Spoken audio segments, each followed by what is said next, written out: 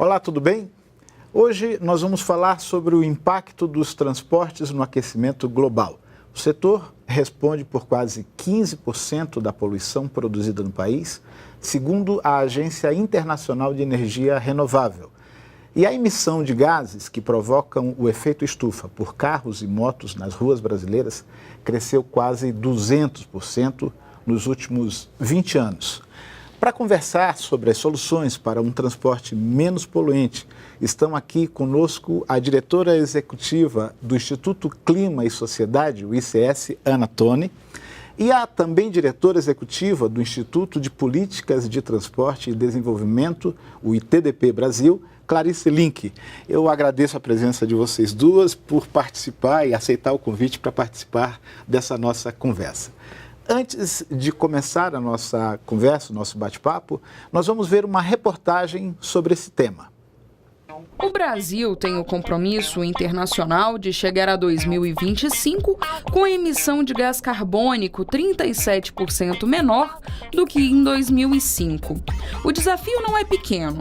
Apesar de o Brasil ter conseguido limpar quase metade da matriz energética até 2010, quando 45% das fontes eram renováveis, houve um retrocesso de lá para cá. Depois de cair a 39%, a participação da energia limpa na matriz nacional era de 43% em 2016, ainda abaixo do nível de 7 anos atrás. Agora, parte da contribuição brasileira para o combate ao aquecimento global deve vir do setor de transportes. A aposta está nos biocombustíveis. O país leva a vantagem do pioneirismo nesta área, tendo substituído 36% da gasolina por etanol e 8% do diesel fóssil por biodiesel. Mas é preciso avançar bem mais. Além do etanol e do biodiesel, é forte o potencial de crescimento do biogás, do biometano e do bioquerosene.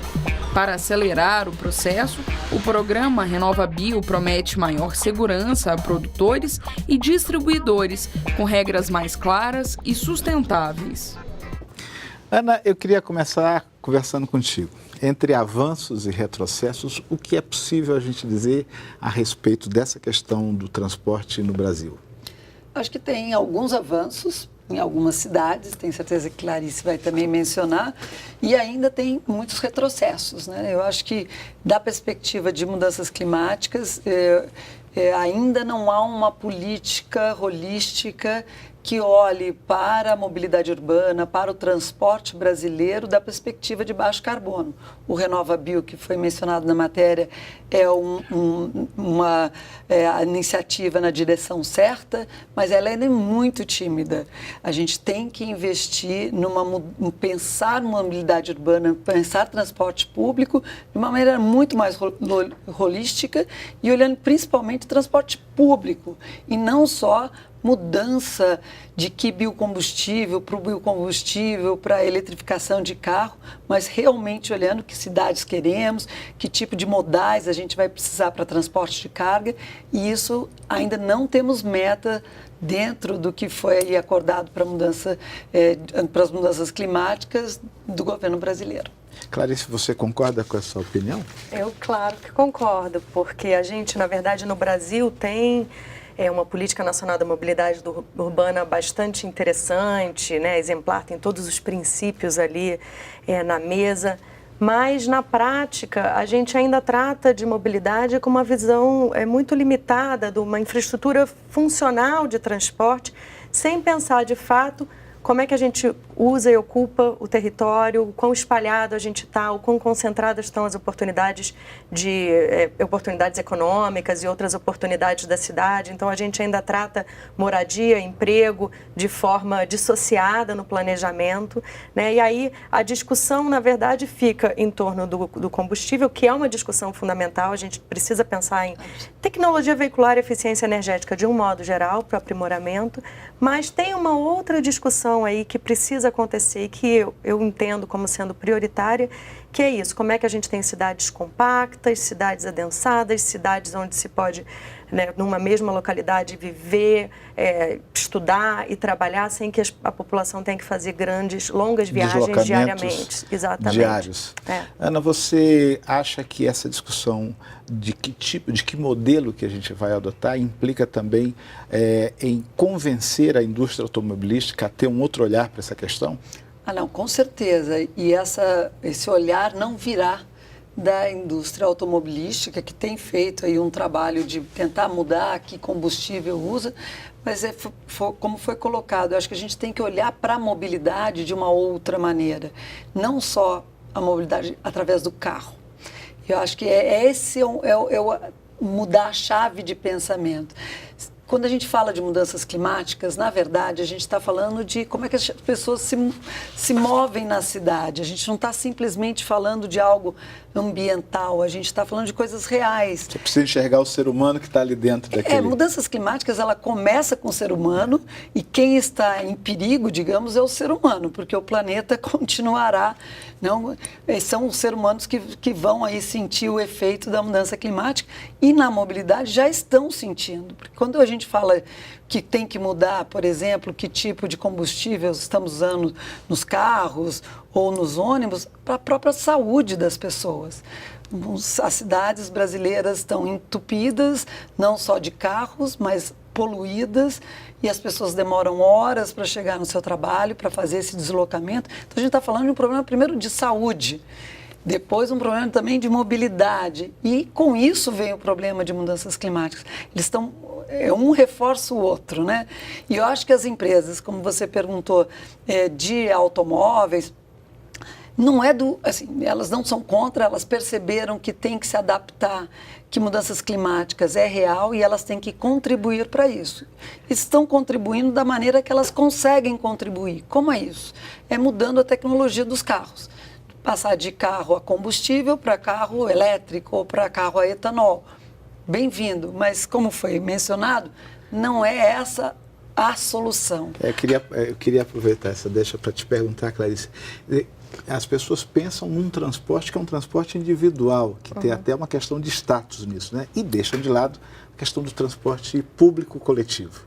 É isso, sim, que prevalece? Agora o interessante é que enquanto a Ana fala, eu estou pensando, você fala, tem uma questão da mobilidade, do meio ambiente, tem uma questão de justiça social também, porque na verdade, se a gente for olhar a divisão modal das cidades brasileiras, a gente tem entre 20% a 25% das viagens diárias são feitas por carro. A maior parte da população não está no carro. A maior parte da população está no transporte público, está caminhando, está na periferia, gastando 1, 2 horas por dia para acessar o transporte. E aí é um agravante que esse transporte público não tem boa qualidade. Exatamente. E aí a gente continua investindo para qualificar o carro, para melhorar o carro, e aí simbolicamente, né, como a alternativa ao transporte público, que é um mal necessário e que assim que a população de mais baixa renda pode, ela obviamente se endivida para comprar um carro ou para comprar uma moto, porque o transporte público não oferece segurança, conforto e a mobilidade que ela precisa. Então a gente tem um ciclo vicioso aí, né? Então precisa olhar para o transporte individual, motorizado, sim, a gente precisa resolver o impacto, a externalidade que ele traz para o meio ambiente, para a cidade, para todos, inclusive para quem não está dentro do carro, mas a gente precisa, na verdade, priorizar o transporte público e a infraestrutura para a mobilidade a pé e por bicicleta. Ana, quando a gente pensa nesse aspecto, há também um certo preconceito no olhar coletivo ao transporte público? Infelizmente tem, apesar da maioria da população andar de transporte público, né? Mas a impressão que dá é que quem anda de transporte público é aquele que não deu certo, é aquele que não conseguiu comprar um carro, né? E por isso acho que esse olhar um pouco de preconceito, e porque o transporte público é de má qualidade, chega atrasado, então tem assim diversas razões. E acho que é isso que também, assim, até não conseguirmos fazer com que o transporte público vire o transporte central, a gente não vai mudar esse preconceito. Tem estudos fora do Brasil que mostram que a maioria do investimento público é para facilitar a vida do carro e não a vida das pessoas. Eu acho que esses estudos ainda não tem no Brasil, mas assim, a gente constrói as ruas, a gente está pensando sempre no carro como a centralidade das cidades. E eu acho que olhar para a cidade a partir do ponto de vista das pessoas, da sua necessidade de se mover de um canto para outro, as cidades seriam muito diferentes. Quem é que tem prazer de gastar 3, 4 2, 3 horas dentro de um ônibus, se deslocando para o trabalho? E hoje em dia eu fico muito, assim, quando a gente olha para a propaganda de carro, você vê, propaganda de carro é aquela beleza. Ou o carro está numa praia maravilhosa, ou numa montanha. Numa autopista, assim. Numa cidade italiana, numa cidade italiana, vazia, linda, né? sempre. Então, assim, dá a impressão que tem essa coisa glamourosa da identidade de quem compra o carro. Né? Nós aqui em Brasília vivemos uma situação diária e que é também muito conflitante, nos traz muitos problemas. O deslocamento de 1 milhão de pessoas aproximadamente todos os dias, de manhã e de tarde. Quando a gente pensa nisso, Clarice, é aquilo que você dizia, é preciso valorizar e estar junto com essa questão da luta pelo clima, pela melhoria do clima, também pensar em alternativas para que essas pessoas não tenham que se deslocar das suas cidades para o trabalho. Infelizmente, essa não é uma exclusividade de Brasília. A gente tem várias regiões metropolitanas no Brasil que têm grandes deslocamentos também. Esse é o modelo, né? É o modelo de cidade que a gente vem promovendo e vem investindo já há algumas décadas, né? Então, de uma centralidade onde a cidade acontece, onde as oportunidades da cidade estão dadas e a população, principalmente a população de mais baixa renda, cada vez mais distante e espalhada, mas tendo que fazer esse deslocamento. Então, se por um lado a gente precisa, sim, resolver ter um transporte público de qualidade, atrativo, né, que ligue a população da sua moradia distante para essas centralidades, por outro lado, só essa solução, essa infraestrutura, ela não dá conta do recado, né? Porque ainda assim a gente está falando de longas distâncias, um transporte que é caro, um transporte, enfim, que continua congestionando e tirando a qualidade urbana, né, dessa cidade. Então a gente precisa olhar para a infraestrutura, mas a gente precisa também pensar como prover cidade para essa população que está distante, como garantir que nas centralidades a gente tenha mais moradia, porque também o que a gente vê é que cada vez os centros estão mais esvaziados e aí a população está mais distante, os novos programas de habitação social colocam para mais distante, porque no centro as áreas são valorizadas demais e aí então não tem espaço para habitação social. Então eu acho que tem aí um emaranhado de questões que precisam ser resolvidas para a gente repensar a cidade, repensar que experiência é essa de cidade que a gente quer prover, né? Então a gente já tem a maior parte da população vivendo em cidades no Brasil, na América Latina como um todo, né? No mundo a gente se urbaniza muito rapidamente. Os dados do Banco Mundial mostram que entre 2000 e 2030 a gente dobra a população urbana no mundo como um todo, principalmente puxado pela África e Ásia, mas a gente triplica o espaço que a gente ocupa no território. Então dobra a população, mas triplica o espaço, porque cada vez a gente ocupa mais espaço e aí precisa construir mais infraestrutura, o que, enfim, entra novamente nesse ciclo. Então, acho que é importante a gente pensar na mobilidade dessa forma bem ampla mesmo, sistêmica da cidade. E aí, pensar mobilidade, você tem que estar falando sobre desenvolvimento econômico, sobre moradia, sobre outras oportunidades que a cidade precisa prover. Ok, eu vou pedir a vocês um tempinho, nós vamos agora para um pequeno intervalo e já a gente volta. Não saia daí.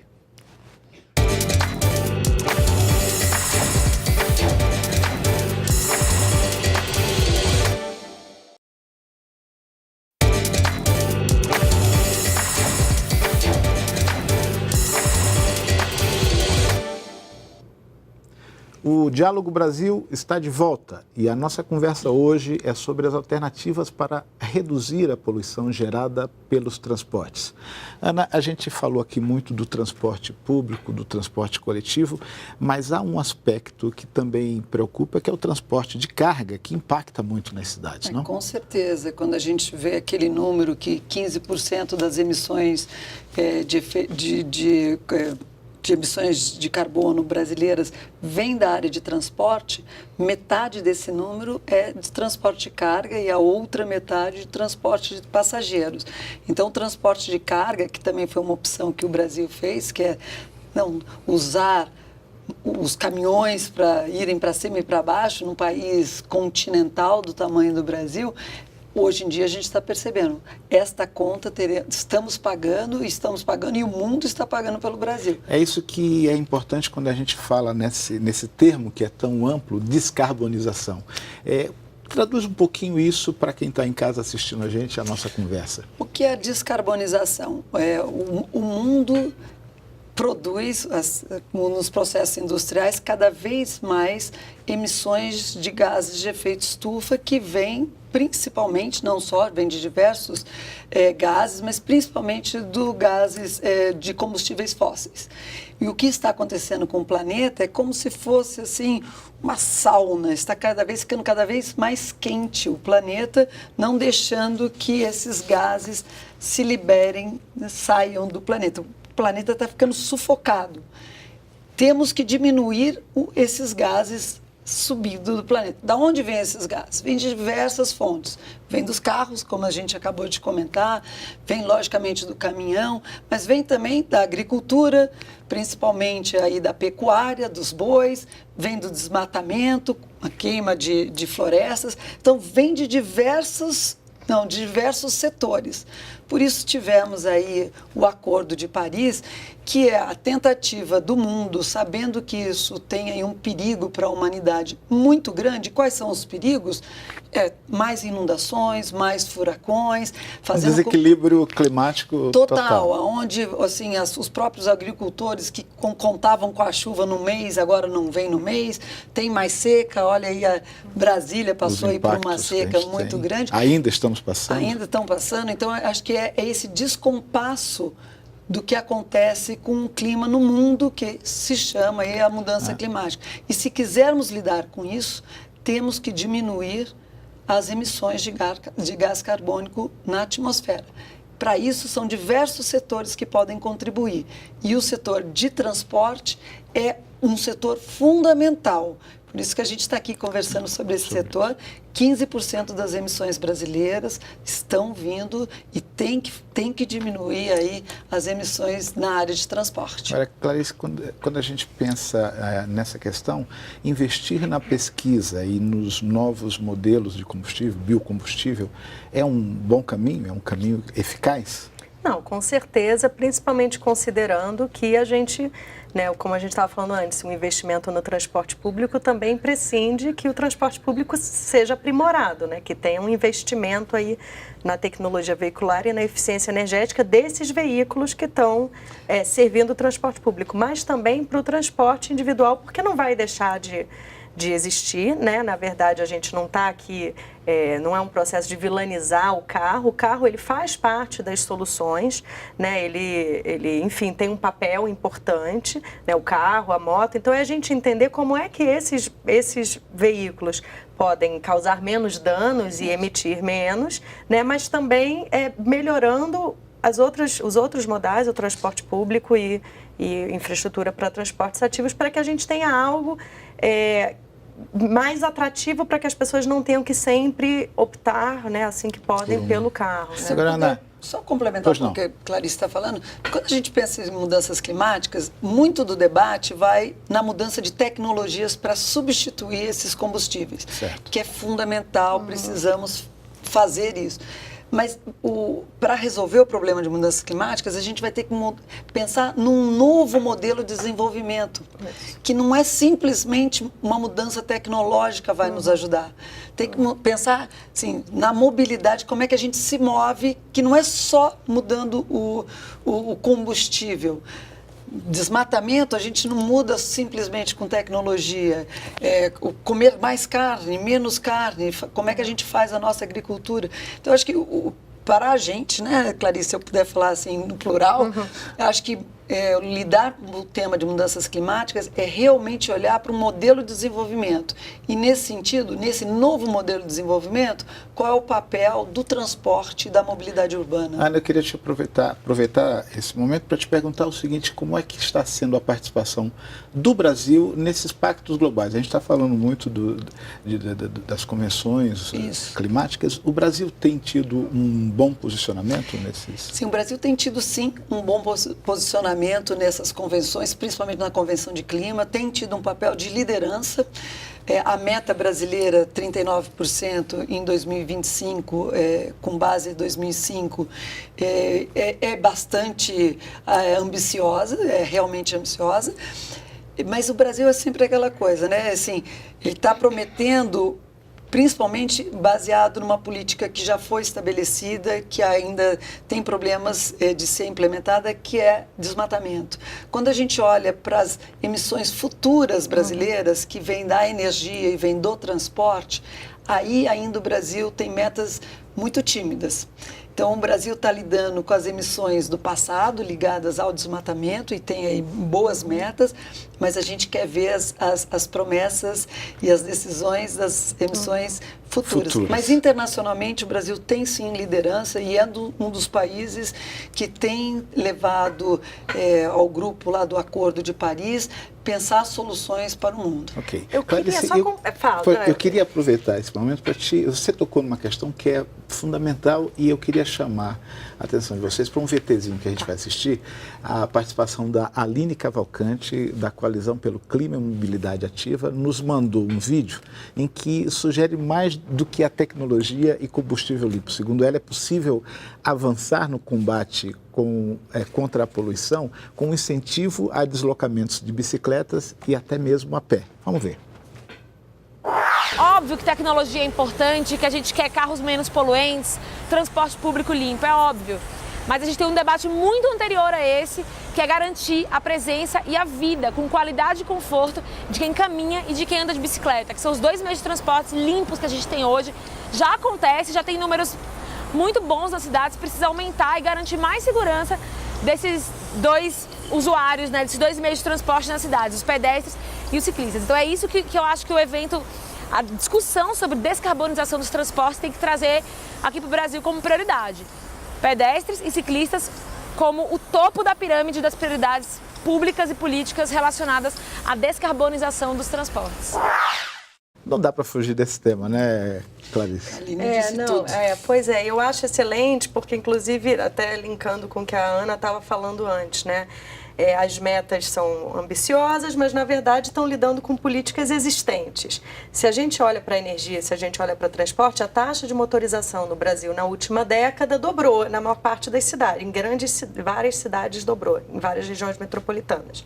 Né? Então a gente tem um aumento contínuo aí da opção pelo carro e cada vez se opta menos pelo transporte público e pela mobilidade a pé e pela mobilidade por bicicleta, como a Aline colocou. Então, a Política Nacional da Mobilidade Urbana, ela é interessante, o que eu falei aqui no começo, ela de fato, ela no papel é perfeita, né? A gente não pode falar perfeito, mas é muito boa, porque ela inverte a pirâmide de prioridades. Ela de fato coloca o pedestre, o ciclista, o usuário do transporte público, as cargas e por último a gente tem o automóvel particular e a moto. Então isso quer dizer o quê? Que as cidades deveriam ser pensadas considerando essa pirâmide, essa nova pirâmide de prioridade, que os investimentos deveriam ser feitos para a infraestrutura, considerando essa nova pirâmide, que as estruturas de governança deveriam considerar essa nova pirâmide, onde de fato a gente tem o pedestre e o ciclista como, né, os usuários prioritários, não só porque é a mobilidade mais limpa, o modo mais limpo de se mover na cidade, mas também porque a gente tem que pensar em pessoas, né? O deslocamento não é do carro, é o deslocamento das pessoas, né? Então, acho que essa é uma questão fundamental e enquanto a gente não avançar nessa agenda, olhando para esse todo, a gente continua priorizando o carro. O carro continua sendo a nossa prioridade. A USP divulgou uma pesquisa em que mostra que a qualidade do ar da cidade de São Paulo, por exemplo, está tão baixa que uma pessoa que respira o ar de São Paulo durante 2 horas equivale a fumar um cigarro. É um dado grave, né?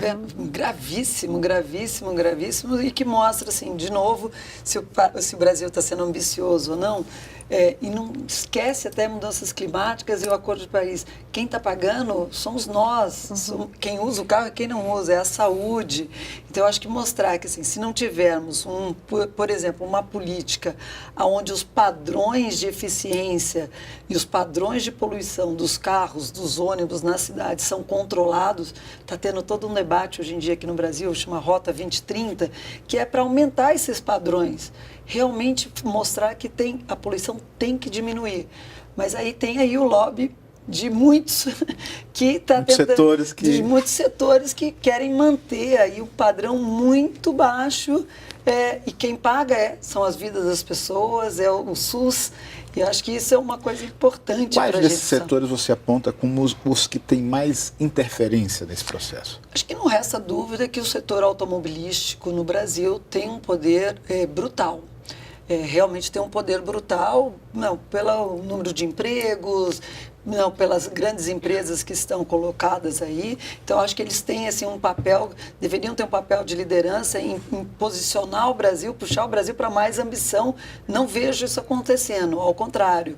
Aí, nos debates aí da Rota 2030, do Renal, você vê assim, o pessoal, as automobilísticas, não dando a menor força. Com o pé no freio. Com o pé no freio grande, atrapalhando um pouco esse movimento de mais ambição. Agora, o Brasil, como foi colocado, nós temos uma boa política de mobilidade urbana, por exemplo. Isso devia estar na meta, por exemplo, de Paris. A gente poderia falar assim, até 2025 todas as cidades teriam implementado as leis de mobilidade. A gente poderia ter colocado isso como uma meta. Não foi feito. Então, é a não priorização deste setor ainda pelo governo, olhando para a mobilidade, o transporte como um vetor que vai ser solução também para o clima. Clarice, você está à frente de uma instituição que dialoga não só com as instituições públicas, mas também com as comunidades, né? Você acha que a gente tem avançado nesse processo? Essa consciência. Eu fico sempre me perguntando se hoje, do ponto de vista da coletividade, da população brasileira, essa discussão já é prioritária, está na mesa do brasileiro hoje?